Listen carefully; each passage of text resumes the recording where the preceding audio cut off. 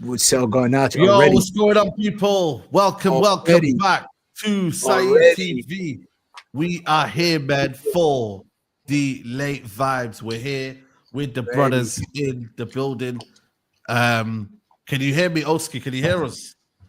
Yeah, you hear me? Yeah, we hear you. We hear you, man. Big up, man. What are you telling me? I'm already seeing Garnacho slander. I'm not ready to deal with that today, bro. I'm not gonna lie with you, bro.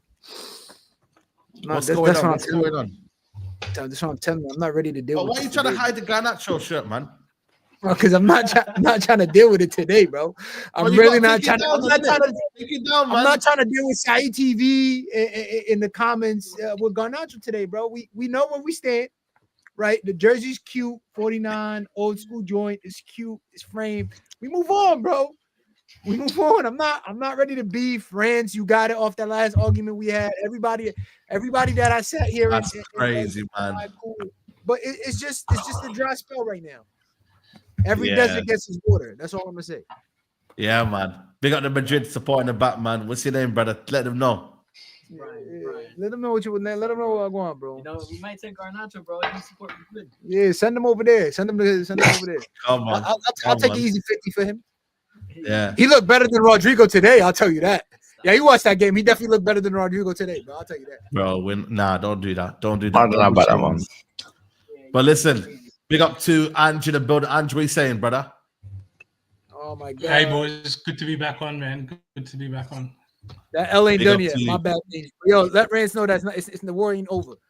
War ain't over. Man said war ain't over. You know, that's crazy. But we got man like Kaz in the building. Kaz, what are you saying, man? Happy, yeah. Salam alaikum, cuz. It's good. Walaikum salam, Mac. I pro INEOS out here. If anyone wants to moan, go to your mum, man. What are you saying? Yo, what? Sorry? Huh? Yo, what? Sorry? Mr. Pro INEOS. Pro INEOS. Good, man. Yeah, I mean, fake outrages, man. Like Devil's doing his little. You know what Devil's is? Big up Danny, man. If he could run for president, he would run as a Republican, man. He knows what he's doing. Say no more. Say no more. Shout out Exciting to you, things are happening, man. Exciting things are happening. Real talk, man. Things are happening, man. But the biggest topic we're going to talk about, man, is Marcus Rashford, man. Report coming out today that INEOS are looking to sell Marcus Rashford today. I don't know if this is true or not, man. We get this every year, guys, man. Like, some random report comes out and it says, yo, we're looking to sell Marcus Rashford. Time's up. Blah, blah, blah. And it never really materializes. It never really sets off. Like, it's, you know what I'm saying, bro? Can I get my flowers already, though? Yeah, go on. I predicted the Ashworth sacking. You guys came after me. You did. There was a group of you. Yeah. There was a group of you that came after me. I said he'll be sacked within 12 months. I just want my flowers. But yeah, that's it. Did you say he was sacked? No, I said that. Yeah, Ratcliffe will see through him. He's a fluff guy. He's got no technical experience, and that he's going to get sacked. And I honestly didn't think he'd get sacked this early, but it was a miracle that it happened. What are you saying? You're the real big Ange, not the one that's in Tottenham. The Tottenham one's a fraud, mate. The Tottenham one. I mean, you pretty much got the same accent, innit? Yeah, you're the same person. One is just man. But yeah, thank God it's gone, man. Big up, GG's to Ange, man. But listen, we got to talk about Rashford, man. Who wants to start, man? Because I don't believe this story, innit? You get me? Like, I'll be real with you, man. Like, I don't believe this is true. I don't believe he's leaving. You get me? Like, the day I said it, there's more chance of Tottenham winning a trophy than Marcus Rashford leaving. You know what I'm saying? In January? In January? No, just in general, bro. They say they're gonna look to sell him. INEOS looking to cash in this summer or whatever it is. Like, I don't see it, bro. He's not gonna get sold, man. Why are we like it depends. It depends who wants him. It just all depends, isn't it? It's all dependent. Like, depends honestly, on what, like team's finances, who wants him. Like, I'm pretty sure there might be a suitor out there for him. I personally don't care who's in for him. If it's Arsenal, because I see a few Arsenal fans that think they want to do Captain Save-A-Ho, go do it. I don't mind. But like, even if it's 45, 50 million, I don't mind. Get the 300k off the books. Again, don't mind. The guy offers absolutely zero as a player. Sentimental is getting it's just the sentiment in his fan base is at an all-time high with some of these guys. It's like, do you want to be an elite club or do you not? Like, that's just the way I look at it. I think same time you got to treat him maybe a little bit differently because he is a mank and he's born and bred mank and all that kind of stuff, yada yada yada. But I'm trying to succeed. I'm trying to succeed. Yeah, exactly. What does that mean? It means he's one of your own, so you treat them a little bit differently. So this is a good point. So the thing is, if he's born and bred mank, does he display those values though? Does he fight for the badge no matter what? Does he put his he never puts his body on the line? Like, so I understand that. So like somebody like a Steven Gerrard, you go, he's from Liverpool or whatever, but he's put his body on the line for that club. When they were losing, it hurt him more than anybody. When we lose, Rashford's throwing a party. I got a question though. He's booking out. How valid were the sources today? They're from Pletting Goal and they're from the Telegraph. Okay. So, you know what I mean? Make it out of you wish. The Telegraph are a bit more reliable than maybe Pletting Goal, but it came out like it was an exclusive bomber today. You feel me? Like, yeah, but I feel like Thursday gonna come around, and then Ruben in the press conference. This is some Ten Hag shit that we faced in the past. Yeah, no, he's part of my plans. He could be the best in the world if he. I feel like that little spiel is gonna happen again. I feel like that's why I'm like, I don't know if this shit is something that we should really even, you know what I'm saying? Should he be sold? Yeah. Yes. Especially the amount of money that he's on. Should he be sold? Has he been performing? No. Since last season, it was 2 seasons ago where he was having his highest season. I feel like that's what people are stuck on, aka I was one of them. I question it. I saw you still have to question it though. Like, let me say, like, what you say, what does that mean? At the same time, as much as Rashford has failed United, at the same time, the club has also failed him. But you still handle it with more care. Have they really? Yeah, but they have though. We failed a bunch of players. We failed loads of players. No, but Rashford's been given the most kind of. He's been given the most game time. He's been given the most leniency. He's been given every single. You want to play on the left? Yeah, I feel like because out of all the players, he's the one who gave you that one season hit. You get what I'm saying? No, but so it's like they're banking. You're banking on that season to happen again. You know what? But regardless of all of this, like who he is, where he's from, and all this kind of stuff, I'm just trying to play devil's advocate. Is his best even good enough? Real question. Is his best even good enough? No. Because his best season, he hit 17 Premier League goals. Clay Thompson is crazy. Yeah. I don't care. Do you understand how embarrassing that one is? And also, his other best season was during COVID, when there was no fans, no expectation. So again, is his best even good enough?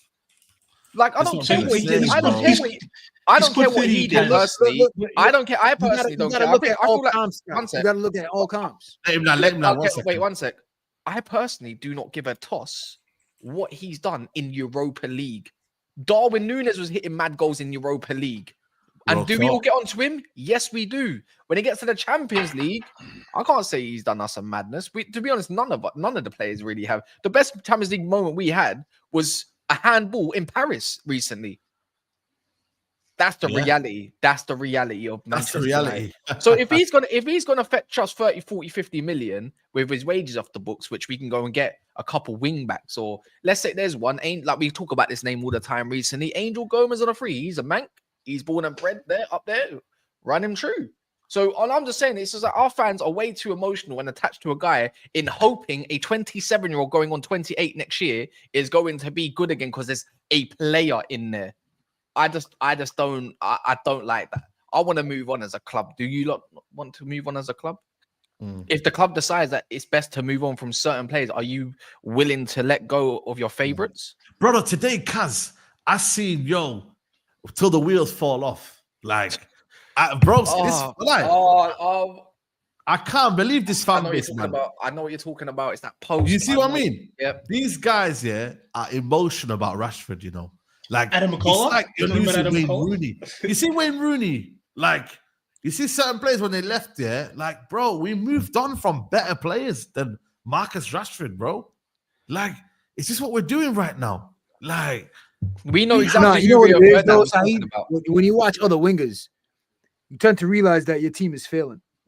Like, perfect example today, I was telling him the whole game against Madrid. Who really, if you really watch footy, who stole the show today? Lookman. Exactly, bro. The confidence playing against Madrid. Yes, player. Madrid has been shaky, cool, but speed. He's an athlete, bro. He's an athlete. He's ready to play. He's ready to take on players. He's ready to get dangerous. Ready to be direct. You know what I'm saying? Again, Lookman's not what we need or what we want. I'm just or what we saying, should but be it looking shows at. you I hear how what you're saying. even What did you say? Atalanta has a better.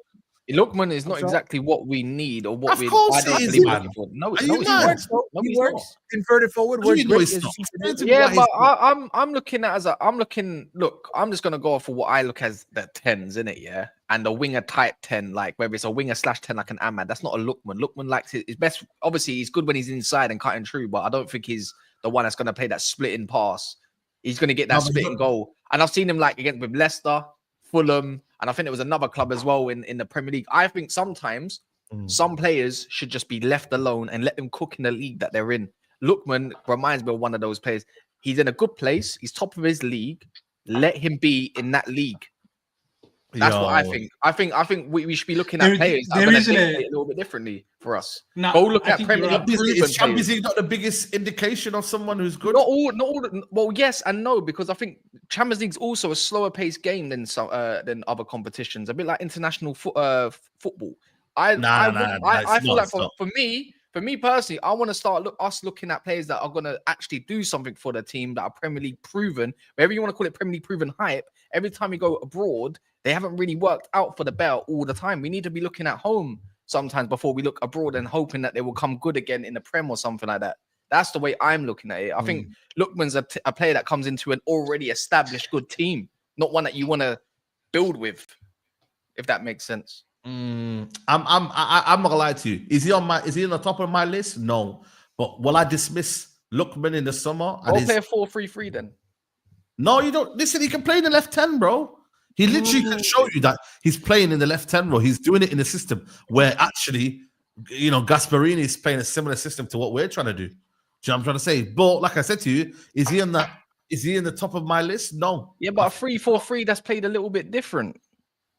Yeah, but I think for me, when you you go look at their number 9. Their number 9 is literally a false 9 more time. That brings in Lookman and the other winger, whoever they want to be, like Calate or whatever. Not we want to play with a spearhead at the top. I think from what I'm gathering of what I've known of Amorim, obviously right now it looks better with Xerxes because we got crap guys everywhere. But I'm saying he's a guy you have to feed, not a guy that's going to create for you.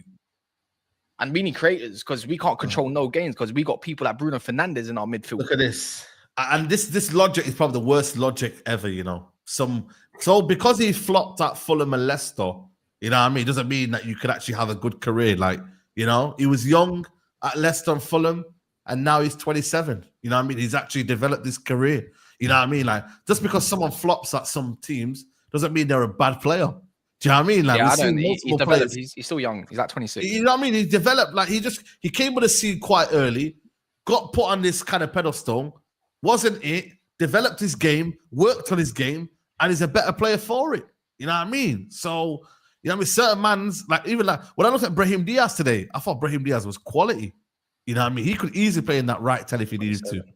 So yeah, it goes to show though, every time he has come to the Prem, I swear he started roughly, was it Everton? It was Everton, isn't it? Yeah, Everton, yeah. Fulham as well. This isn't even about Lookman, man. It's about exactly. Look at the players who are his age mates, who are doing it with a bit of confidence in the highest competition at the moment. So it's not about if you're going to take him, yes or no. It's about if you compare it to someone like Marcus Rashford, it's night and day, innit? At the moment. You know what it is for me though with Marcus Rashford, right? Do you believe, Ange, that they are willing to sell him? Like, do you believe there's going to be a feeling from INEOS like, yo, we're going to sell Marcus Rashford?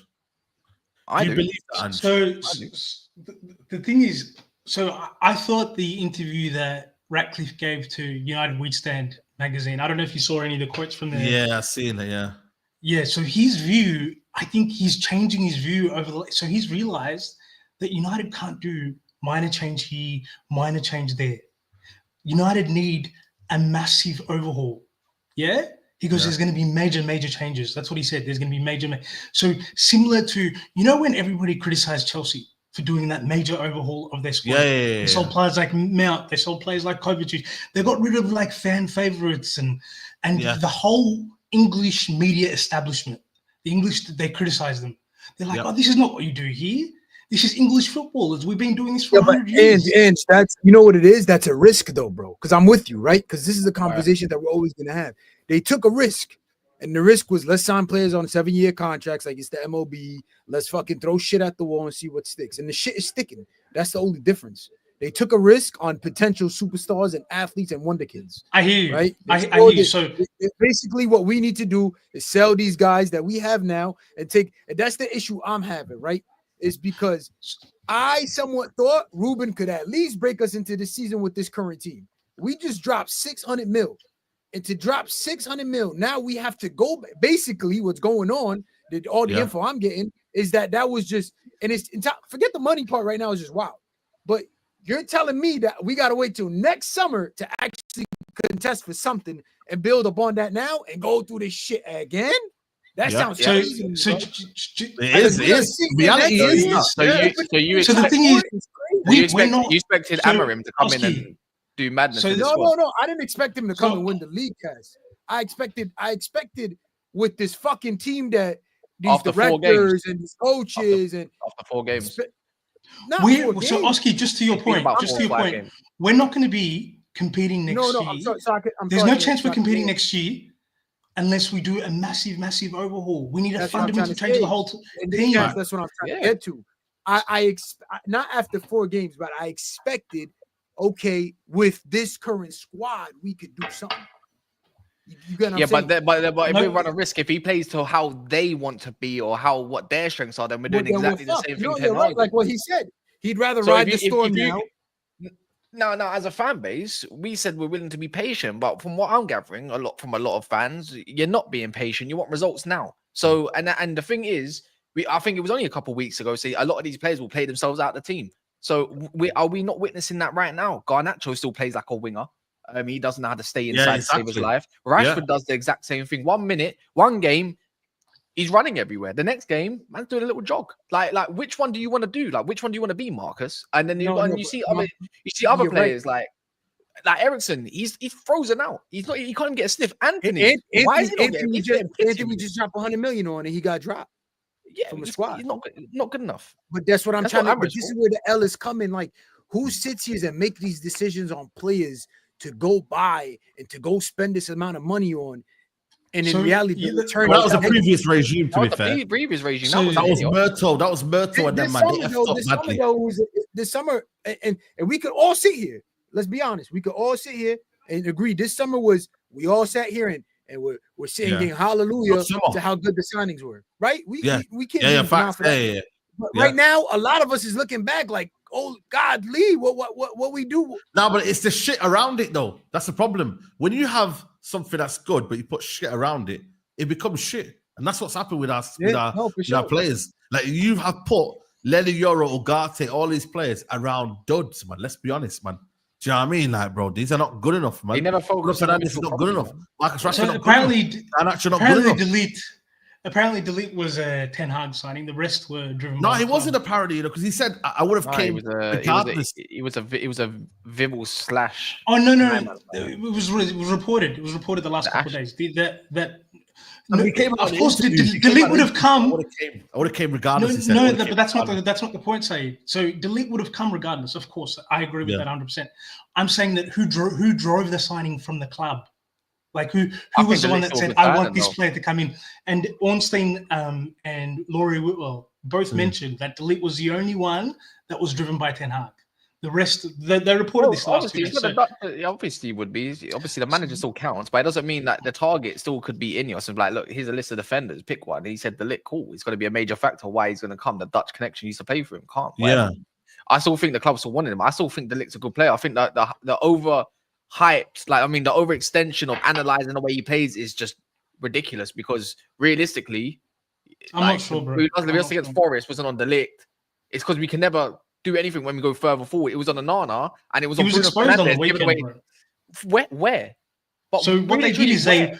what they did is they backed off him. They made him make football decisions. They were saying, all right, what we'll do is we'll block the holes where you can pass the ball. This is on the weekend against Forest. And he was the one that had to distribute the ball from the back. And you could see he felt uncomfortable. He was struggling. So yeah, but let me ask you this. Let me ask you this, Cass. I like to say go look at the 210s then because they don't move. When they in the second half, they didn't move.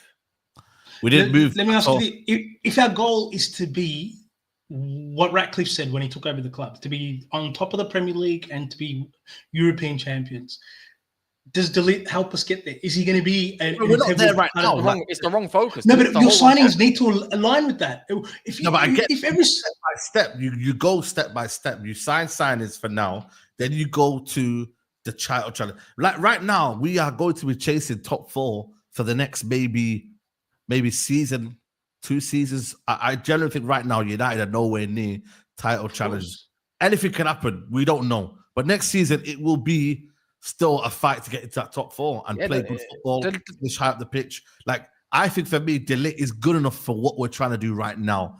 Of course, we still need more centre-backs. We still need one more centre-back. If that means De Ligt is part of the squad and we have to compete, everyone competes, that's what it should be. Like, Lisandro next season. So in 3 years, do we have to get rid of him? So in 3 years, now we want to get higher than top 4.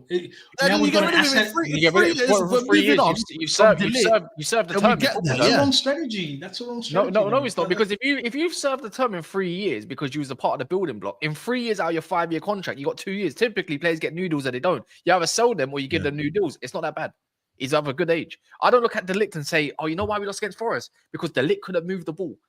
I look at Forest because Onana decided he went into, I don't know, play against the wind or something like that. I blame Bruno Fernandes giving away a stupid ball in the first place as well. What are you doing as a centre mid? What are you even doing there? Like, why are you picking the ball up there? Did you see Amram lose his shit? And then when you go look at the third goal, even come on, Onana, Lisandro, one of you, mate. Like, communicate, talk.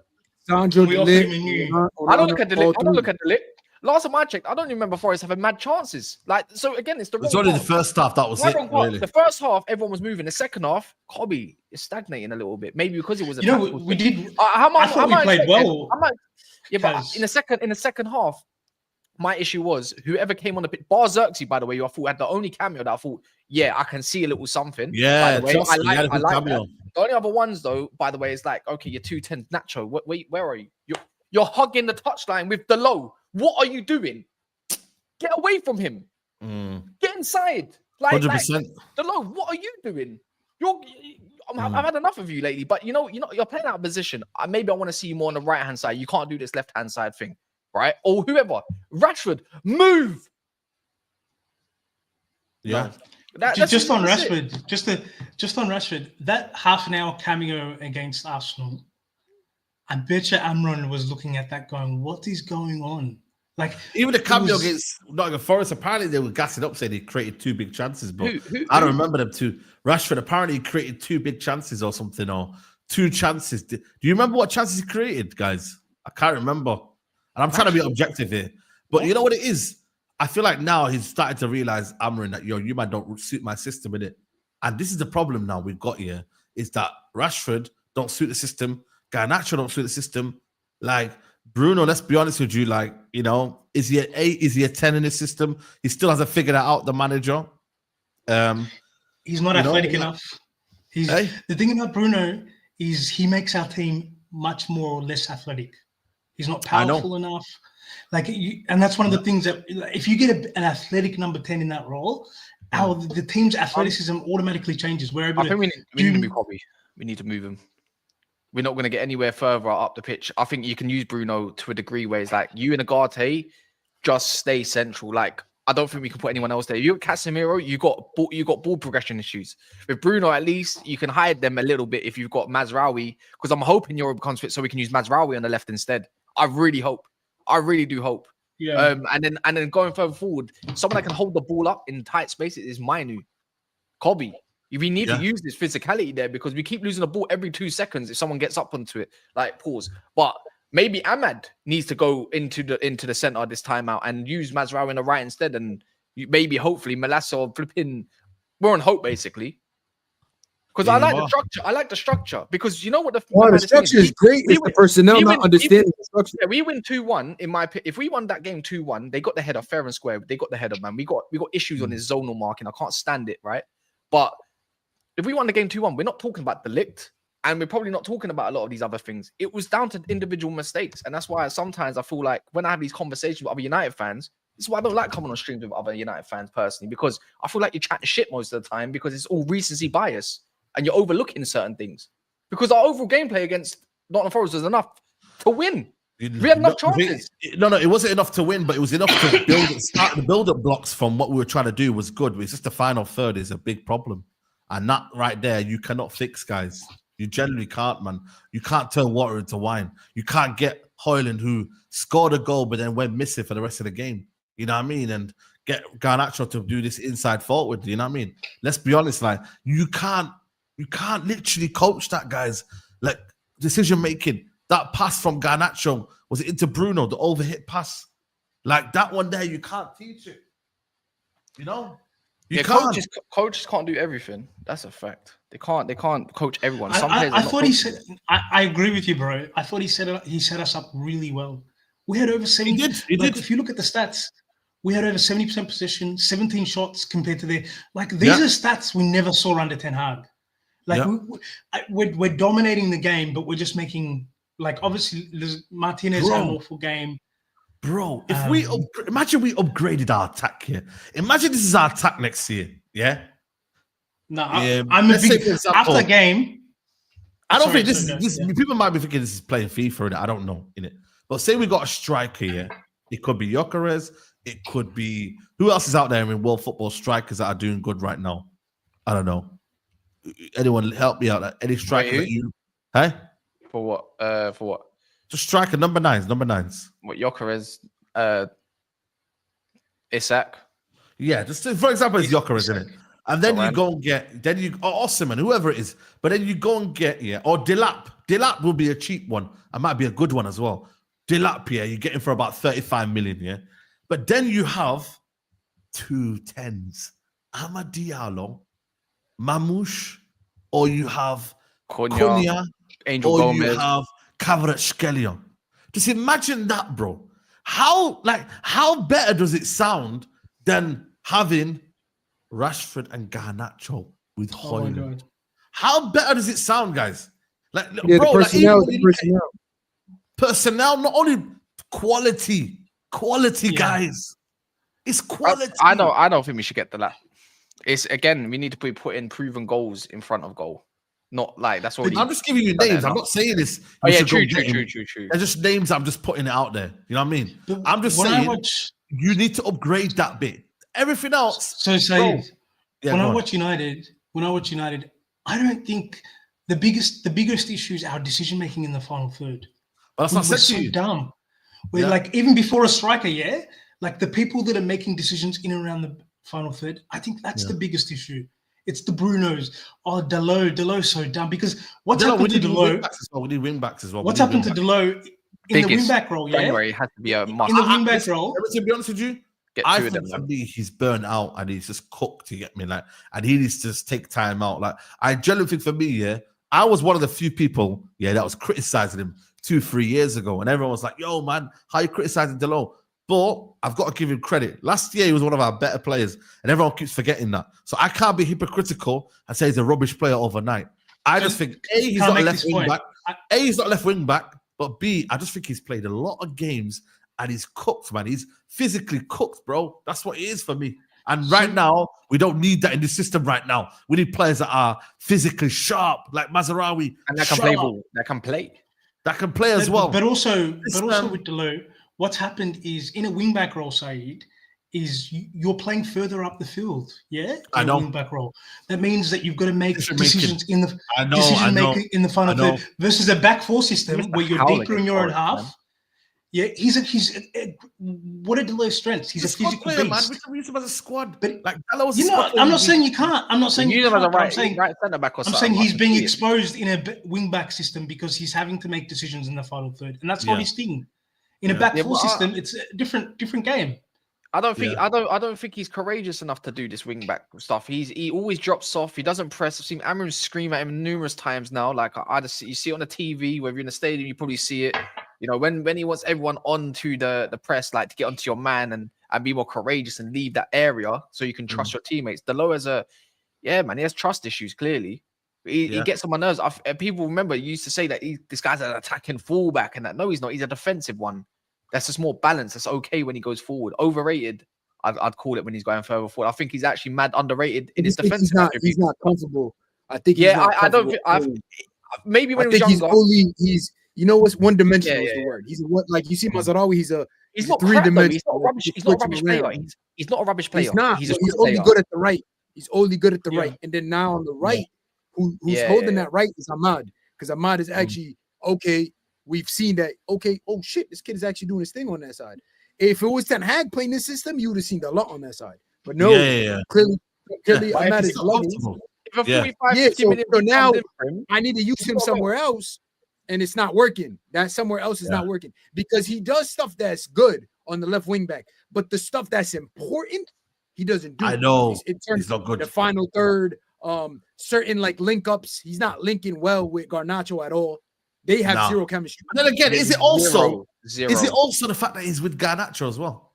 If he was with Ahmad, you know what? I can agree with you. My fault, guys. I could agree with you, right? I could be like, yo, you're right in terms of that. But let's be real. When Garnacho was linking up with Shaw and whatever, you see something. But I just think you went from one clueless to two clueless on one side. Yeah, it's dumb and dumber. It's dumb and dumber on the left. Yeah, that's so true. And then on the right, so true. No, I'm so serious. That's why you're looking at. I agree. How we go from focusing on the right hand side and hoping we can fix it to now hoping that we can fix the other side? Crazy. Because Ahmad changed everything. Ahmad changed the whole. Like that's why Ahmad thrives in that role. We got rid of for Chelsea is the one. This makes me more mad. You know, I can't believe it. We could have had the future right in front of us in the tent. Yeah. This super chat here, big up to HK and Moose, says Rashford and 20 million for Kvaratskhelia and Napoli will do the business with us. They are happy with McTominay. A couple of super chats come on here. Hell no. You think Conte's going to accept Rashford running 2 miles per hour or something? So is your Joe Gomez clues? He costs 2 million. Sounds good selling McTominay for Xerxes. And say, would you swap Sancho for Rashi? And understand. I don't know what you talk about there, mate. But guys, make sure you lot are liking the video. 1.5k in the building here, and we've not even hit 500 likes. You lot are mocking it, absolutely mocking it. So hit the like button, people, man. But for me, listen, I generally think for me, there's a lot to do, yeah. And brother, like, you know what it is, yeah. I could come with you, Omar, yeah. Like, do you reckon the manager will get the front three right, like, or do you just think for him now? His experiment is still like he can't really do much with that front. I'm starting to see. Ahmad is playing well at right wing back. I'm starting to see a pattern of what he's liking and who kind of is understanding what he's trying to do and whatnot. Because, like for example, the first couple games we saw Anthony in rotation, right? Now Anthony, you out the rotation, like he's not even in the rotation anymore.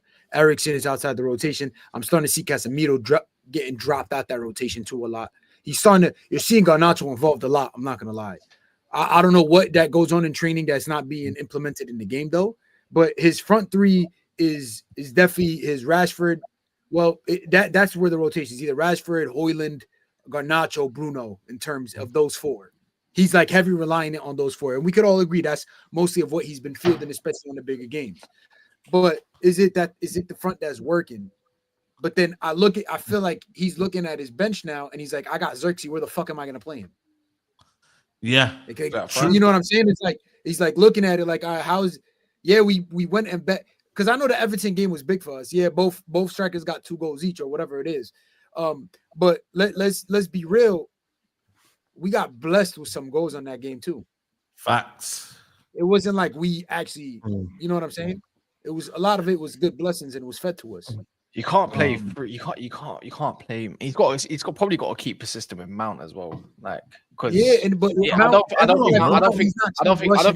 think Mount doesn't really offer anything at the moment. But it's just like, but I'm not trying to see Garnacho. I'll be real. Like, I'm not trying to see at the moment. Hoyland doesn't really contribute to play either up at the top. This is why Xerxes contributes that a little bit more. Even if you drop him deeper, there's do you know what I mean? Ahmad gets in more. It can work. I think that might have to be the case. Maybe it should be really and truly. It should be Mount and Kobe up there for the time being, and let Bruno just do the. Mount doesn't do nothing, bro, man. That's a problem, man. No impact. But then there's no physicality in the midfield. Then they said, "Mind you, if you do that, bro, that's man, not good on the ball, man. This is the problem. Like, I generally like put him deeper then, Put him deeper where the game more simple. Bro. Like, how can Mount not be that good in terms of like just getting assists, bro? Like, how can you not get assists and actually get like even a pre-assist or something? Okay, you got one against Bodo Glimt, man. But how are you not like creative, bro? Like, why we made some out though, man? Like, at least with Donny, Donny, you could say, right, you know what, man, little link up playing that, you know what I'm saying, too. A couple of situations there. Bro, made some out, bro. Like, why we made some out though? These are options. At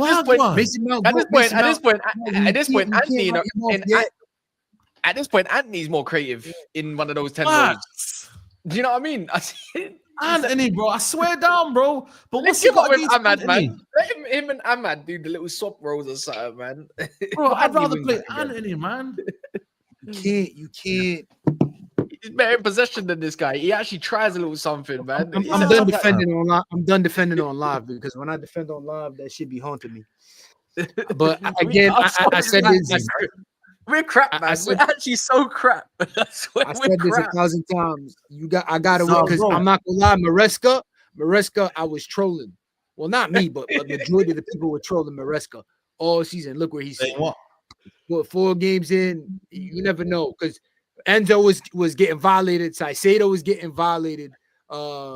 Sancho was getting violated before the last game too. Chelsea fans were not even still rating him, but now they talk about Sancholini. But that shows you how people are so reactionary. You know what I'm saying? So it's one of those where like after, and you said it, Cash, earlier, 3-4 games. You're right. 3-4 games. You know this fan base. Hold on, put that back up there. Someone said, and I see that this is not the only stream where I've seen it. I've seen it on mad streams where people were like, we should have never sold Facundo. And this is where the issue comes. Big up Facundo. But what was Facundo gonna do for us, bro? I need to understand what could he have done? What is he doing well at that club he's at? What we lack is superstars. Manchester United doesn't have a superstar. I'm watching Madrid today. What do you mean? We like footballers. We like footballers. We don't have a superstar, bro. We need a superstar, bro. But do you need superstars to be that's a superstar? You said what? Do you need superstars to be a football team? Bro, you got when I mean in terms of superstar, bro. I'm telling because if you look at if you ask me what's a superstar, you have your Messi, Ronaldo's, your Neymar's, right? Those are poster boys. To me, that's a poster boy. When I mean superstar, I mean the Tony Cruz. He's not a poster boy, but he's a fucking I know what you superstar, mean. right? Like a Valverde, he's not a poster boy, but he's a superstar. Like he played a couple positions, he could knock it. That's what I'm saying. We need players who could come in there and knock a fucking ball around. And like we need two left wing backs. Instant thought of like first touch. I know I'm playing the ball. I know where this man is gonna be standing, where I like him. We don't have that. We just have chickens with no heads in it. Inshallah football, bro. Let's pass around. Plays on the pitch. Yeah, we need two. We need two wing backs. We need 2 wing backs in January. Not 1, 2. We need 2. Now you're not gonna get 2, man. You're not gonna get 2. I mean, if they're cheap enough, what do you mean? So we can push Ahmad away from them. Oh, well, you know what? Talk about wing backs. We are linked with. We're getting breaking news, guys. We've got a new signing coming potentially to Man United. 17-year-old. Paraguayan. Some Paraguayan, man. United, the agent of highly rated Paraguayan left back Diego Leon is in England to negotiate a deal with Man United worth $6 million, man. Apparently, United have been scouting him for a hot minute. I don't know if this is a little comp or not. We can little watch or something. Let's say, can we get gas about this comp, guys? What do you reckon? If he's hold on. Okay, he cut. Okay, he got okay, man. That was dead. That was dead. Let's see what I got with man. You get me? Okay, good win right Yo, Okay. Okay. But you see, athleticism. All right, there's athleticism. That's all. I'm He sold. presses. He's He an presses. athlete. I'm good, bro. He can run. He can speed. He got feet. He got power. He look like he hit the gym. He's Look like he hit the gym. He got creatine on him. I'm good. I'm sold. He looked like he bench and he do his leg extensions. He's better than the How old is he? How old is he? 17, bro, man. Aggressive. Look at those quads for a 17-year-old. Man's already 17 in that. What do you mean? He looks like he's got 3 kids, man. Oi, man, chopped look in at there. that. Paraguayan league, though. Paraguayan league. Oi. Now, is it Paraguayan league, though, guys? Can you imagine? Yeah. One sec. Can we bring up a comment, Don? I ain't gonna hold you. Say he look better than Cucurella. Don. Wow, listen, you said that, man. You said that. Last person. He's attacking fullback, though. It's attacking fullback, though. No, he's gonna have to play wingback. He's gonna have to play wingback. We signed a. This guy's aggressive, man. He's on it, though. For 17, he's like mad tenacious, though. We also signed a 15-year-old. He's rapid, though. Yeah, he's almost like a winger. That's why he suits the system well, though. Oh, outside foot. You saw the outside foot? That was the outside foot. This is Chelsea about to put in a bid, man. It's not no normal 17-year-old, though. I can't lie. Chelsea about to put in a bid. If Chelsea made this signing, you know what that's it. If you think about it, 6 million is a lot for a 17-year-old, you know? $6 million with dollars. $6 million. Well, you paid 10 million for Hannibal, right? That's still a lot for a 17-year-old. Do you know that you paid 10 million for Hannibal? I've seen about my United's investigation into me. Man's an investigation, you know. I don't know anything. My agent is in charge of everything. And yeah, we are basically in news. I don't know, man. I don't know about that's a translation. It's the translation says investigate. Don't you have to go scout like the Denzel Washingtons that you was getting and all that? Like, are you sure about that one? Jeez, man, them. What's going on, man? Now he's not 16, man. He I beg you get I know you got the wire scout. I beg you get a little wire scout little thing going up. Cheers. Of who? Thank you. Where's Don, brother? Where's Don? No, because Don's got the wire scout stuff. You can actually probably have a little look at this guy. Oh, okay. Don's chilling nowadays. No, but I can't lie to you, man. That is that a 17-year-old, man. Really though, that's mad. You know, Paraguayans, yeah, they're built like that. They all have like. Yeah, I know. They got like. Look at Enciso when he came in. Like, he was crazy. He was a mad one. We're gonna be relying on a 17-year-old to get us top 6. No, but I'm saying he's a few. But the thing is, though, if you're not looking at it, what does that say for Hamid Amas? Is that Don? Amas looks like a baby compared to him. Yeah, bro. What does that say about Harry Amas then? Just the club rating, little, you know what I'm saying? Clearly not. Yeah, the guy too many injuries. That's a starving kid in Paraguay. He coming in for the kill. And that guy, that guy looks like he's 26. He don't look like he's 17. You know what it is, though, man? Every other club they buy from South America, man. That's where the market is, man. Olski, man. I know you know a lot of South Americans and that, but you need to chat to your boys in that, man, because boy, that's the market right now. You know what it is, Saeed? Part of it is also SFP. Bro, let's talk about Saicedo. You can sell these players. If one of them, if Amas is better than the other player, you can just sell Saicedo. He was coming. 5 million. Guys, you know what, man? We fumbled the biggest bag here. He was coming for 5 million. Saicedo, man. Let me put this. I can't remember who said no to him. The thing is, yeah, we laugh. You know who else was coming to, Saeed? Mateo Retigue, South American boy too. He played today to do that Mr. Sitter. Unfortunately, guys, look at this, man. Look how we was linked. We was linked 4 heavy. million, bro. You know what the maddest thing is, yeah? This is what I was going to say. Stupinan probably gets sold this summer, yeah? And then you'll see Brighton come and get this man, and then he's going to be worth 60 million. Look at that, bro. You know, apparently we couldn't get in contact with his agent. That's why the deal fell through. Yeah. We're going to get Independiente. That is mad, you know, man. I swear down. That's the big Man United couldn't get in contact with a club. Yeah. But Brighton could.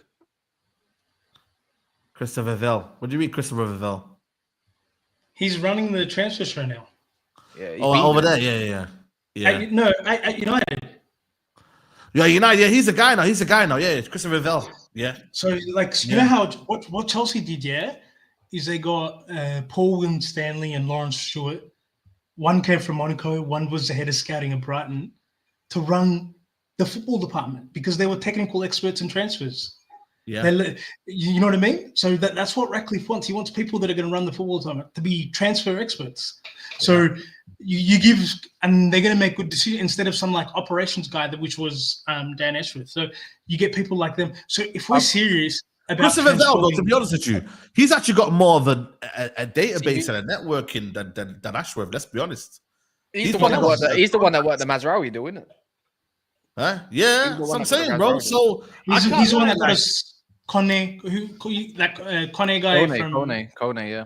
Yeah, he's the one that I was always thinking, why are we getting Christopher Vivell? You know, like, why do we? Because I swear Chelsea binned him. Chelsea binned him, yeah, or Chelsea, whatever. Apparently, he left on mutual terms, innit? Like, but my thing is, yeah, I was always wondering why they kept Christopher Vivell on a short-term deal. Now I get it, bro. It was a backdoor appointment. He's got almost like a Rude. You know what they did? They did the Rude thing. You know the Rude. He left. Oh, he left. Okay. They bought Rude in. Bang. Yo, Rude, you're taking over after, yeah? Say no more. And then boom, they bought Martin in as well. You get me? Oh, he didn't trust the project. Well, if that's the case, the project. Well, I saw today. This is why I look at sometimes the people who like write the papers and stuff like that. Apparently, like we might not do the sporting director and give that and let Vivell run that little part, but then they're not ruling out like another exact position for the transfer stuff. I don't know what he wants or what he's trying to do. And then also.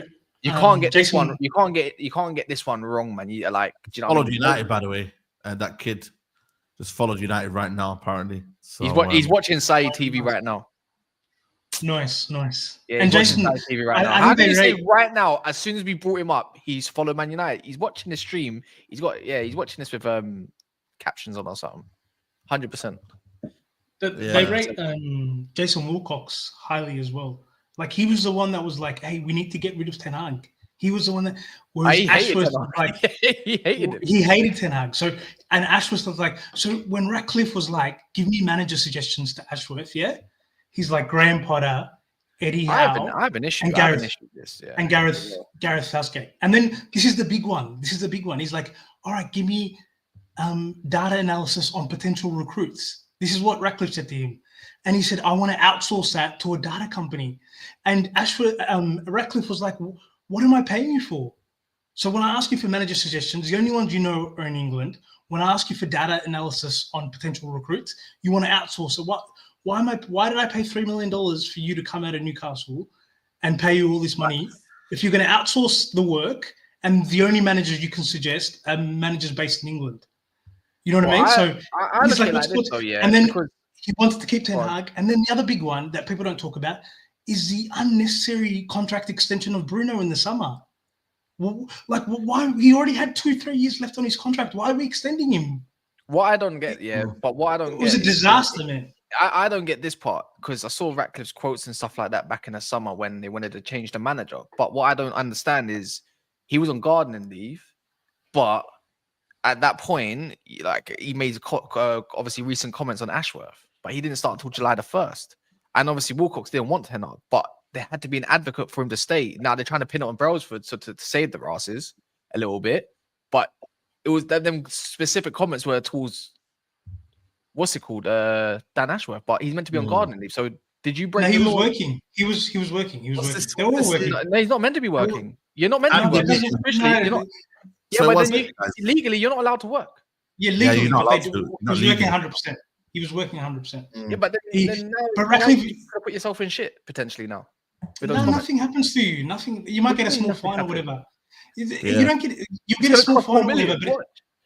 But you might get a small fine for breaking gardening leave rules. You get a smaller fine. Yeah. So but it's irrelevant. It's irrelevant. You can be working. It's not. They all do.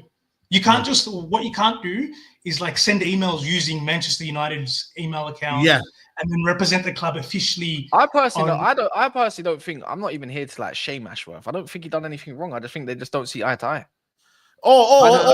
Yeah. I'm not here to say, oh, Ashworth, you suck. You done this wrong. You did this wrong. You kept Ten Hag. Yeah, but INEOS, you still like. I said I'm pro INEOS, but I can criticize. Like, right, I think they can do what they need to do to make sure. We'll see in the next couple of years what happens with this club. I don't think you can judge it too soon. There's going to be mistakes. We're humans, right? but you're meant to be the big boys, right? So I'm looking like you still hired him, though. You still chased him. You didn't do your due diligence, which you owned up to, clearly not enough and whatnot. Like, at the end of the day, I'm not here to slag him off. I don't think Ashworth done much wrong. If you should have known about why him. did they fire him? Well, because obviously they didn't do the background checks on him. Clearly, he's not the guy they thought he was going to be. I don't think he's bad. Like, he just doesn't appreciate what he's got. I don't think I'm here to slander Dan Ashworth exactly. I just don't. They made a decision. They were ruthless. We have to move on because you know why? Yeah, I just think for me it's like it's happened now. We have to move on. We can't ask why now. They've done it. I just hope they've got a plan in the summer that they had better than Dan Ashworth. What was that comment that you just brought up, Saeed? I thought this one here, it says here, Andy Mitten, who's a reporter of Man United, said Jim Ratcliffe is spending much longer at the club than I expected. But I don't know what he means. I need to find out the whole context behind that. So he's going to be doing a lot of the work, I think. I think he's going to be doing. To be fair, he did it thing on his website, on his United We Stand. So I don't get why would he want to. I don't think he's trying to slander him or anything like that. No, he's just reporting that Ratcliffe is going to be more involved in the details than he was expecting. So he's going to be doing a lot of the strategy and execution stuff. There you go. So I don't know. I generally, for me, at this minute, I don't know. But I want to move on though, and I want to talk about the Europa League, guys. Guys, make sure you lot are liking the video. We've got over 500 people, 500 likes in here. Let's get to 700 likes here. Europa League, yeah. There's this big kind of question, yeah, in terms of priorities, yeah. We're playing on Thursday, yeah. Should we focus on the Europa League, or do you think it's too early right now to be kind of writing off the Premier League or whatnot in terms of top 6 or whatever, or getting into Europe? Or do we just kind of almost like, accept that we've got to finish maybe high as we can in the Premier League? What are you saying? I'll start with you, Kaz. What are you saying? We've got no choice. We've got no choice but to focus on the Europa League. There's a big debate. I know. Yeah, look, you can go bring wing backs into this club. I don't think it solves the goal scoring issue. Regardless, they say 5th can get you Champions League. I don't even know if I believe that at this moment. At the moment, I think we should be focusing on Europa League. I think we're still one of the better teams in the competition. Tottenham fans can think they're going to win it, but yeah, whatever, man. I think there's a couple decent sides in the Europa League still, but I still look at us thinking that's our best version. We got clearly these players like cups, like they like to play in the cups. They're more suited to it. Maybe that's what it is.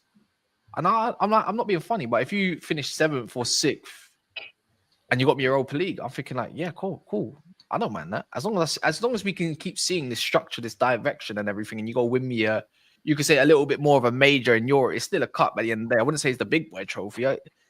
Guess what? I'll still sing it over certain things that don't win nothing this year. So I think we should be focusing on it because I don't think we got a choice. We're weak. We're weak in the league. We're weak at the moment. We're not. You don't even know what results are gonna go where at that. So as it stands, we should be taking it serious, but still moderate it at the same, because you don't want to aggravate injuries like before, like with the previous guys. Who's got a better squad than us in the Europa League? I mean, let me look at some of these names.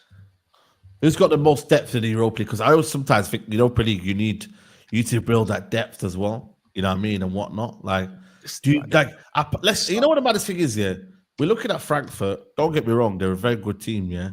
But like, really and truly, like, are we all rating them? Or are we just rating them because of Mamouche? True. You know what I mean? Like, let's be honest. Lazio, you know what I mean? I'd say they're a well-rounded team. But again, on United's best day, can United not find a way? You know what I mean? Bilbao, are in there as well. Again, they're a good team. But again, United, should we be scared of Bilbao? Really? Let's be honest. Yeah, but when it comes to our problem, it's more like who's even our best 11. These lot know who their best 11s are. That's the. I think we've got better squads. And we're actually worried about these teams. Like, it's mad. Like, it's crazy. Like, when we actually going into that. Athletic Club says. What? Say that again. Oh, can you hear me? Yeah, I can hear you. Yeah.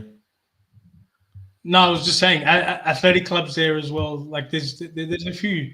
The thing is, I don't care where we finish this year, bro. Like, I want Amron to. I don't care as long as we don't get relegated.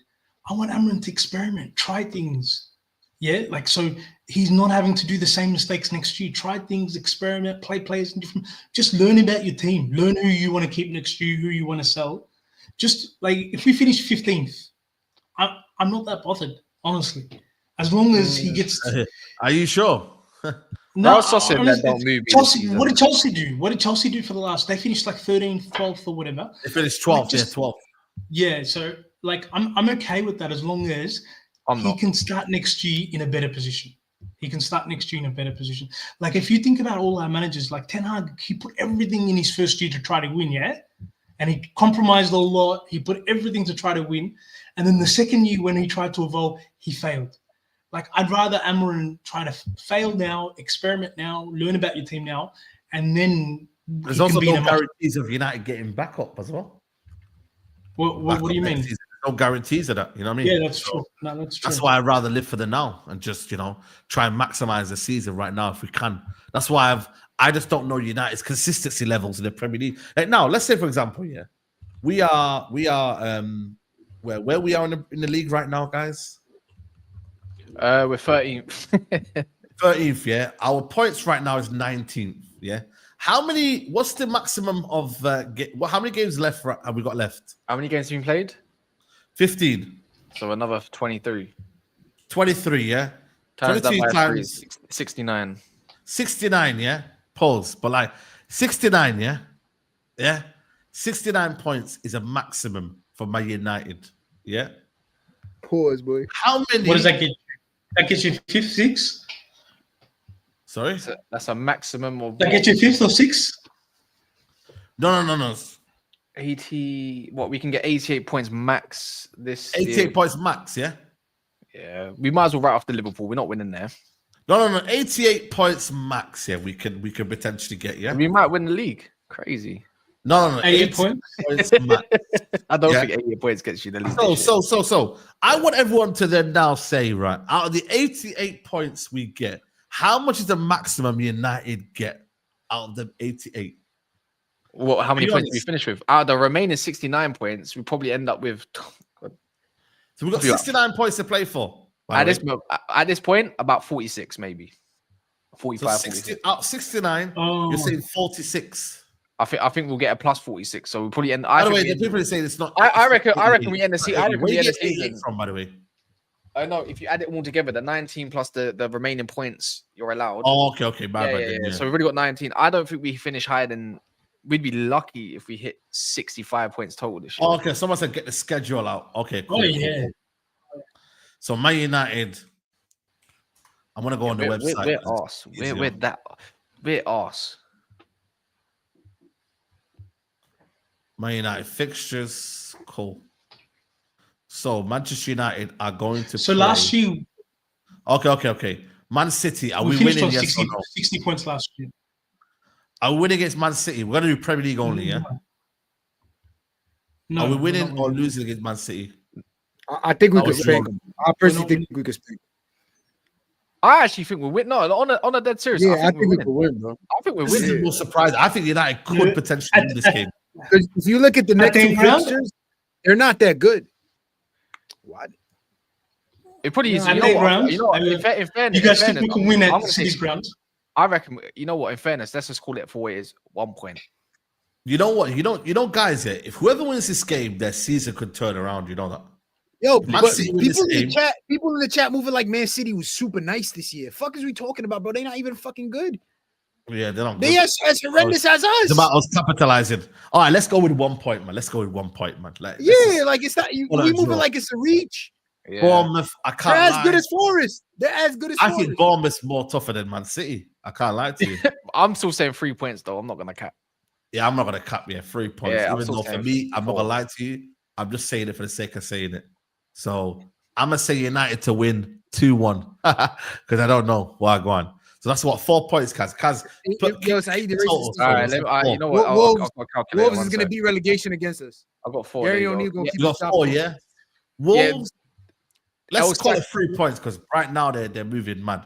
Yeah, so that's Gary O'Neill. One game, I do believe we can, but at the same time, Boxing Day at Wolves. We don't usually lose on Boxing Day, by the way. No, we don't. But that's another record that we might I'm fuck telling up. you, Gary O'Neal gonna save his job against us, bro. Marquise. Nah, It depends. We gonna win, man. We gonna win. It depends. It could be one of them. We gonna win, man. where- We gonna win. No, We gonna win, guys. it depends what we do in here because it could be one of them games where Gary O'Neal is on the brink of getting sacked and they're finished as players, or they get a new manager and it's a bounce. Then we gonna win this game, man. We gonna win. We gonna win. Their defense is really like They couldn't have a manager bounce. That's the problem. That's why right now. Let's just call it right now because we're not gonna do all the semantics and that. Just 3 points. Let's call this 3 points. So you got it, yeah? Yeah. Oh my god. Okay. Newcastle. I can't lie. This one I'm gonna put draw. I'm gonna say draw. This one. Huh? I don't know. So draw. Okay. That Losing one there. Next one is Liverpool. I'm gonna say loss. We're gonna lose. Gonna lose that one. And Yeah. So Liverpool away, loss. Yeah, we lost. Okay, Southampton. I Light win. work. Light work. Brighton. Brighton revenge. Give me that. I think we played well against them the first time out. It's a difficult one. You don't know That what was Ten Hag. They don't draw. I'm gonna say draw. You know, I'm gonna say draw. We're such a bogey, man. But yeah, I'm gonna say draw, man. I gotta say draw, man. They draw a lot. We're just gonna average it out then. Cool. Draw, yeah. Okay, Fulham away. We do well over there. We do well. But guess what I'm gonna say? Nah, that's an L. We losing to Fulham, bro. Stop. Yeah, I think.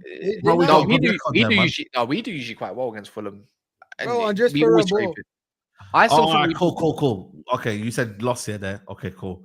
Crystal Palace at home, 3 points. All right, there you go. Spurs away, draw. No, I'm winning. I don't care what anyone tells me. I'm never ever conceding a defeat against that club. Ever. But we have to be realistic. You're outnumbered. What are you saying, Omar? I say we can have new wingbacks. It depends on how we do at home against Spurs. We lost to them, right? 3-0. Yeah, but we had a red card as well at the same time. Yeah, so and 10 hard tax. So what are you saying here? It depends. If Ange is sacked by then, we got money. No, we win. We're winning. We're winning. We're winning. Don't ever. I'm sorry. Free there. Yeah, you know. Everton. We're winning. Yeah. That's like Ipswich. Yeah, we're winning. McKenna getting sacked on our watch. Arsenal. I'm gonna say we're beating them home. We're beating them home. We're beating them home. No, we're drawing that one, man. We're drawing that one. We don't get. We'd be lucky to get. Leicester away. Yeah, sorry. Ruud van Nistelrooy dagger. I'm not gonna lie. Nah, I think we win that one. I'm gonna say. I'm sorry. I'm gonna say we're gonna lose that one. Yeah. Ruud dagger. I'm telling you, bro. City at home. God, Lee, how many L's we've said so far? No. By the way, this is City at the back end of the season. By the way. Yeah, exactly. I'm gonna say we draw. Yeah, we can't. You can't do that. Yeah. Newcastle. Yeah, we're losing that one. We're losing that game. Yeah. Bournemouth. 3 points there. Yeah, you know what? Bournemouth. We don't do well. Can't lie. We lose this game. I can't lie. Probably do. Evan Nilsson penalty or something. Brentford. We lose this one. I can't lie. Yeah, we beat West Ham. And then we beat West Ham. And then we lose to Chelsea. Probably. Yep. I still think we beat Villa. I think we beat Villa at the end. Yeah. Okay. So what you put there? What's all that? That's a maximum of 42 points. We've done 42 points. 42 points out we end the season with 61 points. So nothing different from 10 Hag seasons. Oh, so 61. Does that get into Europa League or something like that? No, it doesn't. It doesn't get you into Europa League. It won't. I'm 61. 61 doesn't get to Europa League. I don't think you're not this season. Oh yeah, because 61 got us into, was it 8th? We got 61 got yeah. We're finishing 9th or 8th. One of them. Yeah. Let me see the last season we finished. We finished last season 8th with 60 points. Yeah. So it's around about there. Yikes. So, yeah. I reckon there's going to be a lot of draws along the way. You know what? I can't lie. The 61 was there's a couple in there that I didn't agree with. I can't lie. I didn't agree with some of them. guys. I don't care, man. That's on you guys. I can't lie. You lot were moving mad, man. That's why I said for me, the good news is we wasn't optimistic. Huh? The good news is we wasn't optimistic. Yeah. Listen, exactly. Because what's the worst that can happen? Optimism. That's the worst that's going to happen is optimism. Nah, man. When I saw some of the fixtures, I thought, you know what? We don't look too bad in some of these games. When Ruben got hired, and I said, oh, we could low key shoot the top. Road to 40 points, man. How far we were from 40 points? Hold that. We're 21 points off. 21 points off 40 points. We're seven. At this point, I want to avoid relegation. You know what, Chelsea? How did Chelsea only finish that season with 40? You know that season, yeah? They finished with 16 losses, I think it was. Was it 16, guys? It was bad. It was bad, man. They were clueless. Bro, let me just look at that season. Graham Potter season? What season was it? 22, 23? That was Lampard and Graham Potter that season. Oh my God, guys, look at this. Yeah, but I don't think we're as bad as that Chelsea team, though. Like that bad. Like they finished with 16 losses. Yeah, that's not us. Guys. But we're already on 6 losses, right? Is it 6? I can see us having something similar to that Tottenham side there in 8th. Tottenham in 8th, yeah. 14 losses, 6 draws, and 18 wins. I'd say so. I think that is shocking as well, man. That's still shocking, but I still reckon that's going to be the case. Was that the Conte season when he got sacked? No, 2 years ago. Couldn't have been, no. Yeah, it would have been the Conte season. It would have been. Yeah, it would have. Yeah, it was the Harry Kane one the last season, isn't it? Before he dipped. So let me ask you this: Would you be happy to go through what Chelsea went through to be where they are now? Well, yeah, obviously. But again, they had a rigorous recruitment plan, bro. They literally cooked in that window, man. They brought like 10 starters, bro. Let's be honest. And you know what they didn't do, Saeed? You know what they didn't do? Starters, Lavia, Caicedo. Are we going to do that, though? Are we going to spend 100 million on a midfielder? Are we? Edison balled out. Edison balled out today. What they didn't do, Saeed, was they didn't waste the January transfer window. I know. Like the idea that United can waste a January transfer window. It's crazy. It's ludicrous. We can't do business as usual. Like that's what they brainwashed us. They brainwashed us into thinking you can't do business in January. Like if we want to change the club, we can't waste the window. Boys, I'm gonna jump off. Yeah, love, bro. Hey, I reckon we 100% bring in at least minimum 1 player in January.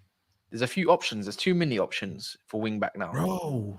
Just as one. I think we should get 2 if it's viable. If you can spend if there's some good deals there. They're saying Tyler Diblin's like 21 mil. That might be someone. If this is Paraguayan guy, one of them's got to be like more for the future, technical, whatever, how you want it. But then there's this Patrick Dorgu. I'm not going to act like I've seen bare of him. I've seen bad clips of him, but that's it. I'm not going to sit here like I'm this expert on him because I'm not. But there are wing backs out there that are of good price. And at this point, I don't think we should be targeting 1. We should be targeting 2. If we can get rid of someone at the low in January because, let's say, I don't know, Real Madrid switch their targets because Trent signs a new deal, the low's gone. Yeah. Let's put it like that. And that money you can invest in. I'm hoping the low gets a bid in for 40 million. We should take it and run and be like, we have to. We've got no choice. Making sure our width is secure towards the final end of the season. And even then, it's still a building block with these 2 new wingbacks or 1 wingback, whoever it may be. It still means you can push Ahmad out into the 10. It changes the course of a lot because having outlets that are technically secure and athletic is more than enough to make sure your width. If you've got a width, you can do a lot of damage in any sort of game you would like to. Then the middle of the park, we can work on that a little bit more. It's not as bad. Losing the ball in the middle of the park is another issue, but keeping the width, we can barely keep the width, let alone on the left-hand side, let alone keep it in the middle. Let alone keep it in the middle. Facts. It's true. That's it. What did Chelsea spend? How much did they spend in that winter window? They spent like 200 million. Which one? Because they got the first one that Enzo. The first one. Yeah, the Enzo window. Who did they get again? They got Enzo and who else did they get? I can't remember. They got Enzo. I think they bought Nkunku in that window, but he came in the summer. They were cooking, man. I can't lie to you. They were cooking in their windows, man. They were. The thing is, for me, it's like they spent and they took the backlash of everyone saying, "Yo, look what they spent." Yes.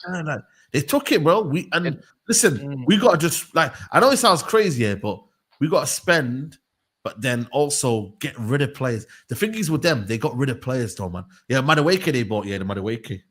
But you have to sell, man. But the thing is, who's their big signings that they got rid of?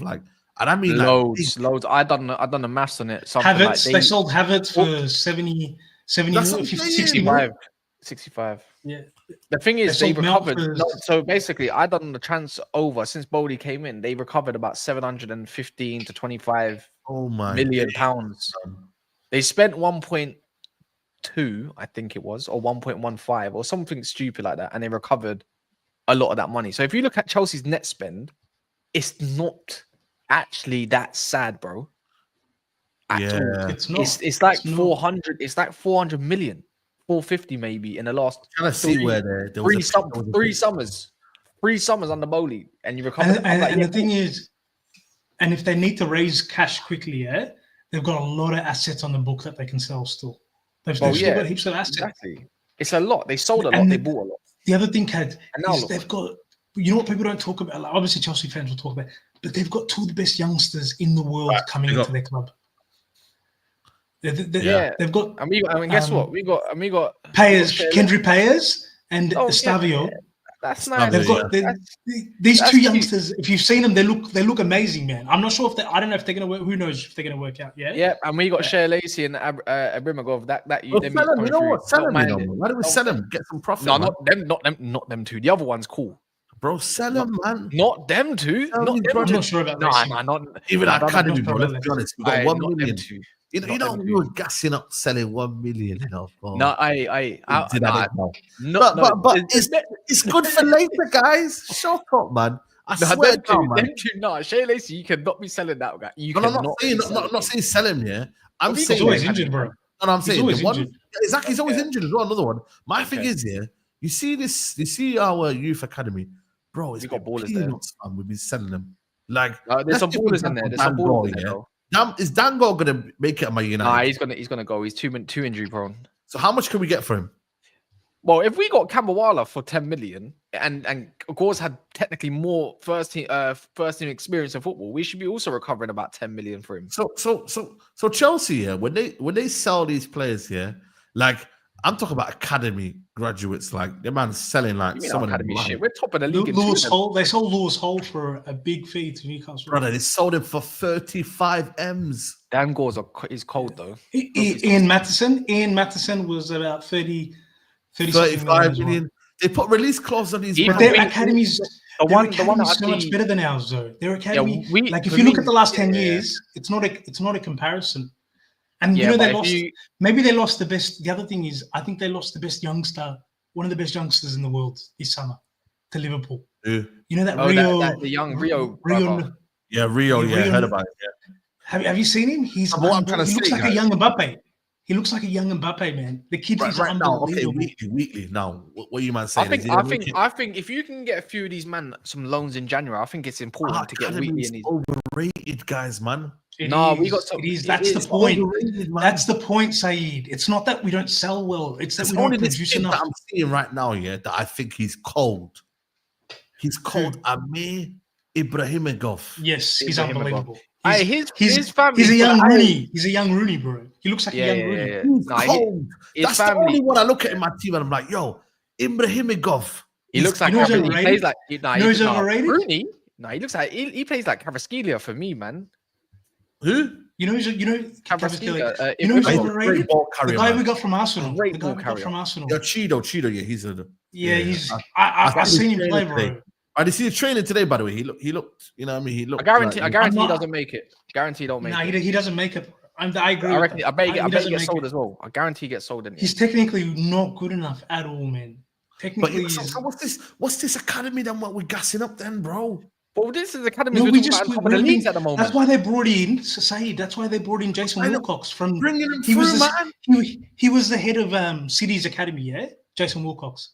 That's why they brought him in, so they can improve. What do you mean? Our under 18s is top of the table right now by a good 6, 7, 5 points, something stupid, bro. Yeah, but results at that level, results don't matter.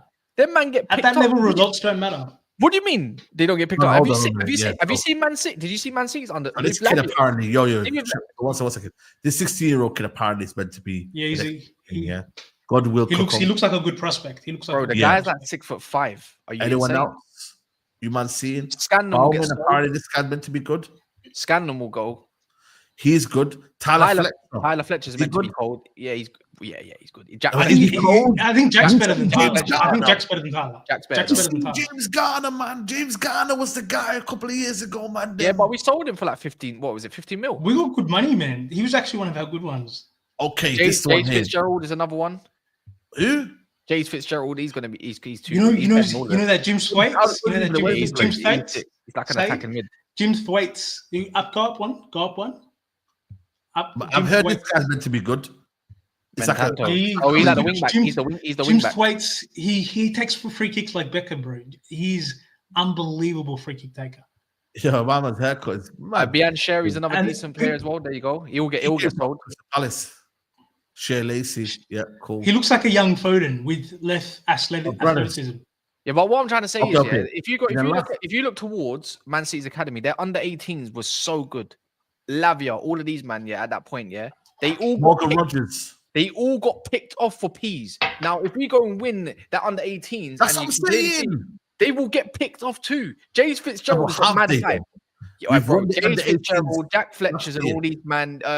Bian Sherry right there as well. He just scored a banger not too long ago as well. Like, bro, these man will get picked off with some decent money. They're not selling them though, man. That's the problem. But it's not. But that was the old regime. We just got Campbell Waller for 10 million. And he had I agree. games to his name. But that's what I'm trying to say. I'm just letting you know that this is what that was a good business as well. That's an underrated business. This is why I say in this January, for me, anyways. Look, I'm not gonna try to hype it and say we're gonna do it. We'll see it when they prove it, innit? Let's see if this new transfer strategy, people, whatever, Vival, whatever, whoever runs that part of the academy, yada yada yada. Let's see how well they do in terms of selling. Cool. I'm not gonna say it, but people like Wheatley, Dan Gore, and that, they all need loans. Amas need loans in January to see what they can do so they can get picked off by Premier League teams. Amas is once wanted by Premier League clubs. Go get him one. Dan Gore's wanted by, was it Everton and all that? Wanted by Premier League. Go put him on loan. Yeah. See what you can do. Because this is how you get around. This is how you get around financial fair play. This is what I'm trying to say. So instead of struggling and finding, because look, we held on to my man. What's his name again? Mabry. We held on to Mabry for way too long. All of these youngsters, we hold on to them for way too long, and they don't go nowhere because you're not actively trying to hold up too long. If we can sell Garnacho for good money now, before people realize how much you get for Garnacho? Be honest. The thing is, I actually think 40 million, 45, 45. Yeah, but the thing is, for me, I think Garnacho getting 45 million for Garnacho. Yeah, but Garnacho. One thing about Nacho, he is actually a goal scorer. You put him in a side that's more technically sound and keeping the ball, you're gonna still get an effective player. We're getting 30 million. You're talking about. I think his reputation is still very high. Like we realize it, but I think in another 12 months, maybe not. People will realize he's no good. People, you got to understand. 40 million is not a lot in this day and age. I think he's scared to also leave as well because he knows he ain't becoming no star or main guy or the big fish in another club.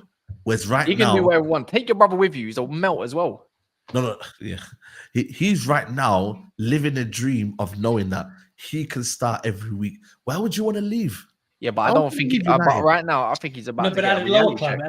Hold on a minute. When you got the fans singing Viva Garnacho, when you got fanboys all over Man United Twitter, that's cute. No matter what you do, are you mad? Why would he leave? You man are deep, but this guy is staying, bro, guys. Yeah.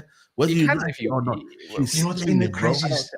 You know what's been the craziest narrative around Garnacho is that he's going to go to Real Madrid in a few years. That's been the wildest. That was by someone in it. That was by some weirdo. But a lot of people parroting it, and I'm like, what is this happened last year? I'm like, what's someone of that kind of big? I'm not being funny. When people like Enquiries is going for 30 million to Crystal Palace, and you're telling me Nacho isn't worth more, I swear Nacho scored more. Enquiries is a better player. 5 years. Enquiries is a better player. Bro, he's got 0 and 10. He's on the bench. He's crap. He plays on. They don't even want him up front. What I'm trying to say is though, these clubs will have money, and especially the summer coming up, they definitely will have money. I'm 30-40 million. That's nothing these days, bro. And his wages aren't high, so no one's gonna look at Nacho. You'll be attractive. If you think we're gonna accept 25 million for a Nacho when we got rid of McTominay for 30, the club value him probably 60 million. You never know. I don't. I think they can. I think they can work a good money for someone like Nacho. He's gonna get a reality check. You know what they would sell him. You know what it is. If the club, right, if the majority of the fans said, you know what, we have to get rid of certain players and we have to amortize and do whatever we need to do, then they would be on board. But they know that Garnacho is loved at United, he's supported at United, and they want him to stay because he's a talent, yeah? So they're going to keep him. They're not going to say... Why would you keep someone that doesn't fit into the manager's wants? If he doesn't, if he And doesn't that fit is the a bill, you're waiting. million. No, hold on a minute. And that is $1 million question. Why is Rashford here then now? This is what's gonna happen. If them guys are in the summer, Amarim might as well leave, guys. I'll be honest with you. I If think Amarim can't get rid of players and he can't build his system, he might as well leave next summer. So on that point, I agree with you 100%. So just on that point, I think Ratcliffe's realized this. He's realized you can't do minor changes. You have to do massive overhaul. Big changes, yeah. Big changes. That's why he's been at United more often. He's working. He's actually involved in a lot of the details. He's doing the day-to-day work. He's realized I can't trust other people to do my work. He knows about football, man. He realizes we need men. Like the thing about Garnacho is he's already become a global superstar. He's got like 12 million Instagram followers. Most helps the club, man. It helps the club. And he's got a photographer following him everywhere. If you look at his Instagram, there's a professional photographer following him everywhere. I see it today. I see that comment. I can't sell, but we recouped a good 120 million in this. Come on. You really? And that was the start of That was the start of India. That was a start. As much as but then again, we've just talked about Chelsea today, bro. We somehow fixed the. We've somehow fixed. We somehow fixed the fee for what's his name? Van der Beek, and we're about to get our money for him. Like guys, we've literally just talked about money, but look what we talk about in terms of Chelsea. That is the bar of selling. Yeah, but no, we don't need to be like Chelsea. Like I'm not saying that Chelsea. All I'm saying to you is the bar is when you get rid of these players, you got to sell them. So say now, for example, the manager didn't like Dillit. The manager didn't like Dillit. Man United could be able to get a little profit from Dillit. Did you get it? So say now Koulibaly, what did Koulibaly leave for, by the way, did you say? Not that much. 20 million? Yeah, not that much. They bought it for like... They got their money back and they got his wages off. Yeah, they gave him close to 300,000 or 250,000. They got that wage off. As well. You got to remember the wages at United, is ridiculous, bro. So Mason, the prime example is Mason Mount. Mason Mount is on 250 grand a week. Yeah. If we got rid of him, got rid of the 7 shirt as well, then bought in a better player in that position, bro, we'd be eating. Yeah, but at the same time, that's why I say the thing is, we're gonna make a loss, by the way. We're gonna make a loss, but then who would take him, Saeed? Who would take him? Who would take him? This is the problem with Rashford as well. This is the start of our conversation with Rashford. Who's going to take him? Who's going to take Rashford? Who's going to take a lot of that? We were dumb enough to take Mount off Chelsea. Is there another club dumb enough to that should have stopped? That should never have went through. That should never have went through. The thing is with Rashford, you have to Sancho all of a sudden leaves, even though you brought him with pre-season, all that kind of crap, and then they were desperate to get rid of him so we can afford to get someone like Ugarte in late. Yeah. That was different. Right now, we're not in desperate settings because we don't have executives coming in last minute in July and got how long to work to go get X, Y, Z done. Do you know what I'm saying? Yeah. I don't think we'll have a hard time set. I really don't, innit? Like I personally don't think so. I think we'll be fine. So you think we can I reckon the guy Ratcliffe wants to sell Rashford. I'm pretty sure of that. And if you look at the Telegraph article today, it says that they were keen on selling him last summer as well. But do you think there'll be buyers for Rashford? Yeah, I think getting rid of someone like Rashford compared to Nacho will be a lot more difficult due to wages off. But you have to sometimes. If Arsenal came in for Rashford, get rid of him. Get rid of him. Let him go. Yeah, of course. And I generally think Arsenal would go in for Rashford. And I see someone talk about why does Amrin keep playing Nacho? Because what is one thing Amrin keeps talking about with his team? Fitness. They don't have it. Yeah. So he's got no choice. I can't lie though, man. There's fitness and then there's keeping on starting him, man. I can't lie to you, man. There's fitness, but then there's also persisting with Garnacho, man. Like I said, bro, it is what it is. I don't know, man. I just think for me, guys, we gotta buckle up, man. And he needs to come on as an did you guys be used as that only? That's it. Did you guys see the story? Yeah. Did you guys see the story today that Ratcliffe has replaced the $100 bonus for employees with a $40 gift voucher? Be grateful. Did you guys? Huh? Be grateful you're getting it. I just want to say, no, I'm not one to front. Why do we act like you know what it is? Yeah, people in general act like they care about other people. If that's the case, go give them some money then. If you care so much, So who cares? Who cares? I don't care. Personally, for me, yeah, I don't care. It's a business. You need to run a business, but to be fair, that's a bit low for me on my part. You can't. It is a business, and you keep the morale up, bro. But at the same time, this club's been slacking. They done an audit. People have been slacking in their work as well. At the same time, if you have to be stingy because a certain regime beforehand was too nice. I don't care. You're not being it's empathetic. Christmas anyways. Empathetic here to other people, bro. innit?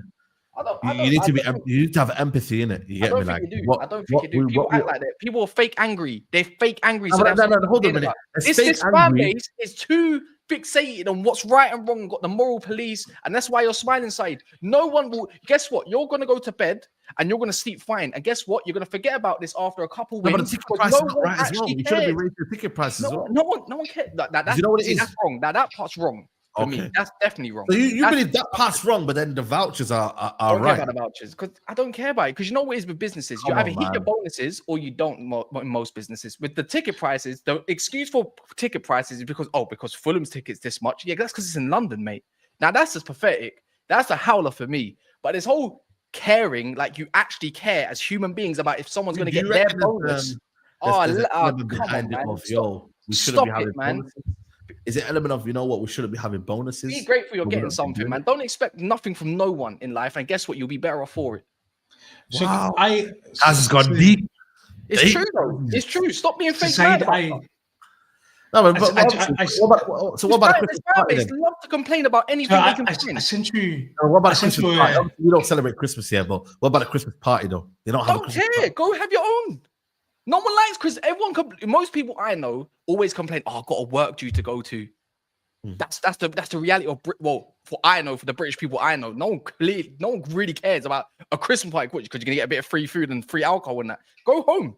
Go with your own friends. So you don't want to be your work friend. You complain about your colleagues. Organize it yourself. Yeah. So people think it's about like saving a little bit of money, saving a little bit of money.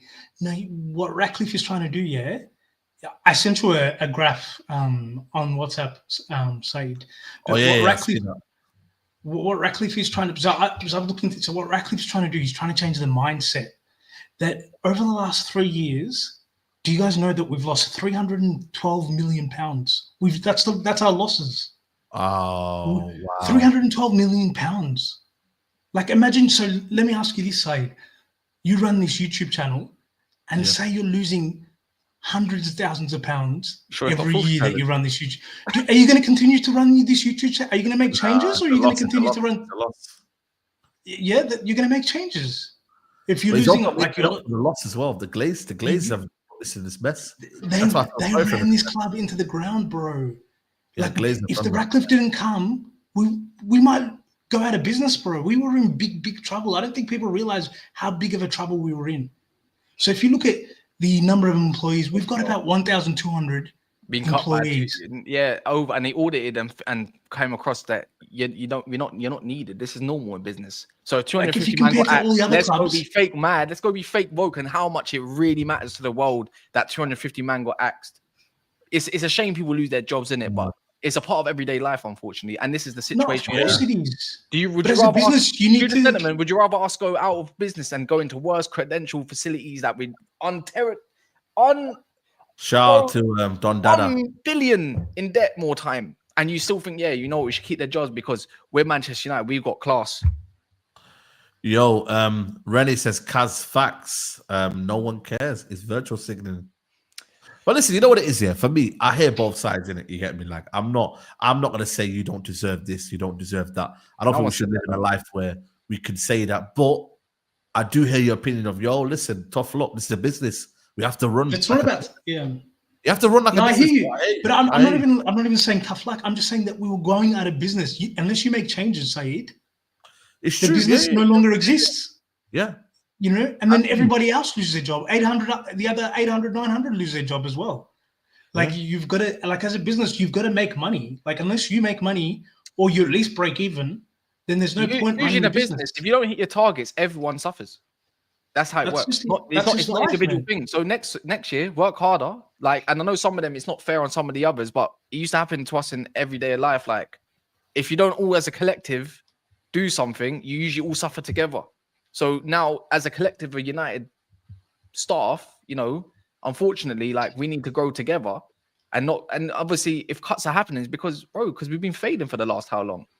It is unfair on the ones that are good though, like the ones that do work hard and the ones that do put mad efforts in. Maybe they want a little bit of a break or a little bit of appreciation, but I think that will come along eventually, anyways. Do you know what I mean? Like, and I'm not here to say it's all fact because this is my own speculation on that part, because there's many good people out there, man. Like, let's be real, not everyone in the business. I'm sure they are, man. And a people lot of do it's their not their job probably fault. to a good degree, and you know what? It's on the pitch at the end of the day, what's making everything else suffer.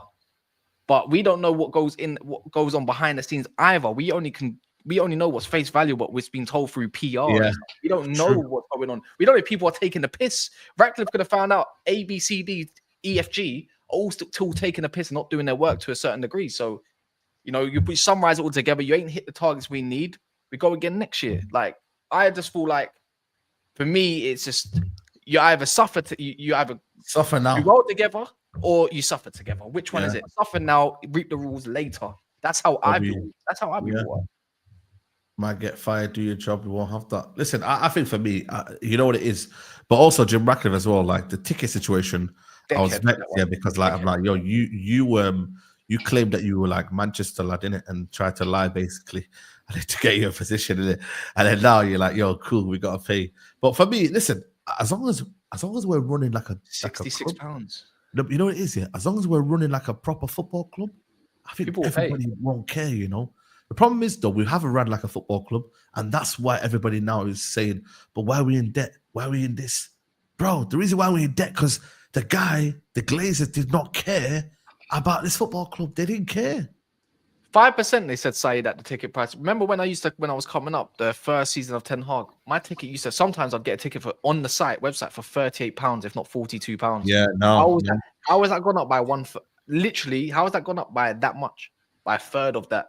Yeah. So, hey, or quarter, so half of the that. Glazers, are you both season ticket holders? Are you both? No, I'm not, but I'm very good at getting tickets when I need to, innit? Yeah. And when the day I need to go grab it, I remember £38 for a decent seat, or £42, like 45. It could roughly be anything there. And then now it's, when I was looking at, I was looking at the Forest game, and I said the cheapest seat. Yeah, there was bare seats, by the way, because of the storm, and I'm gonna guess because of the storm as well. 66 quid. Bro, do you know how much I don't know if you know about England like that, but train fare itself, just to get to Manchester from somewhere that's an hour and a half, 2 hours away, is insane. It's as much as the ticket price. Then you got to think about food. Then you got to think about the next morning if you stay over. Or maybe accommodation, just if you wanted to stay over. It's in the end, you're spending nearly £150, £200. You're like, what? To see my team lose against Forest 3-2. You know what it is, though? You do it. For me, if I'm paying that money to see proper talent, I'll pay the money, you know. But when you're not paying it, that's where the problem becomes. I think the fans, as much as I'm saying it's wrong to still play £66, but I'm telling you now, get some talent there. You know what I mean? Imagine we watch Lamine Yamal for £66. Yeah, you wouldn't complain. Yeah, true. You wouldn't complain if you win a few games. A young Rooney, young Scholes. If we get talent, that's when people say, okay, cool. £66 is not that bad. You know what I mean? But if you don't get talent and you're watching Garnacho and Rashford running around. But you know where it's though, Saeed, it's not even about it. Luckily for me, I can afford to go whenever I want, or you. Yeah, but I know, but the people that can't afford it. It's not even about they can't as well. This used to be a game where you spend a £5 to go get a ticket. You know what I mean? And this is why the way Germany runs their football is the way it should be. Germany. It's for the working class, not just for the higher ups who don't even get up. And people that don't chant and that piss me off. You know what I mean? Like, and you see all these executives in their little areas, and they don't even get up, chant, nothing like that. It's just like not everyone has to, but the majority. You think it's like you're not even getting atmosphere. Yeah, because the working class are the atmosphere. Germany do it well, man. Germany. That's why the atmospheres are sick in their stadiums, because it's the working class people. Because they feel value. Is this actually true? Sidemen charity £75. Bro, they got Wembley, didn't they? That is shocking. £75. But that's a one-off event. Like I can see why. That's it's a charity event as well, isn't it? £75. But they don't make the money though. It's not like it goes to their pocket. It all goes to charity. Yeah, it goes to charity, of course. But I'm just saying, like, it's mad though. I didn't expect it to be 75 quid though. But listen, people, we're gonna wrap up here. It's been a great show. Please like the video though. 706 likes. You know what? I'll take that. Maybe let's get to 800. That'll be amazing. Maybe we should raise it like Ratcliffe. Yeah. Cause is anyone live that you know, or Monster's going live. a Month's going live? Yeah. He's going live at 12. There you go. Okay, say no more. I'll redirect to Months and say less. But yeah, Ange, man, love for coming on, bro. Like I said, big up to you. That was good fun, good chat, boys. Yeah, Kaz, big up to you, man. Love as always. Yeah, big up, man. Hit 30K finally on YouTube the other day. Yeah, on 31 now. So big up. Yeah, come on. I'm approaching. Man. Yeah, I'm approaching 130K as well already. Yeah. Oh, yeah. Greedy. Bro, it's not greedy. You know what I mean? It's just that's that saying that people, the Americans have been clocking with us. One of our sayings, like, how greedy, and they all mock it on TikTok. It's funny. Now, I can't lie. It was a grind, innit? It was a summer, man. The Copa America and that and everything, it was grind, man. Do you know what I mean? So you put the effort in and then you get your reward, man. So this is it, man, people, man. You know what I mean? But yeah, guys, make sure you like the video. Tomorrow, Mandem Talk. I've got a video with Eunice as well tomorrow at about midday. So that'll be coming out midday as well. So yeah, man, loads of content tomorrow and the Champions League as well. I might watch the Barcelona Bayern game tomorrow. So yeah, that'll be the one as well. So yeah, man, big up to everyone who's locked in. Smash a like on the video. And go over to Monster's channel. Just say LFC are rubbish. Just cook them. Why not? Liverpool are shit. They ain't winning anything. Cold.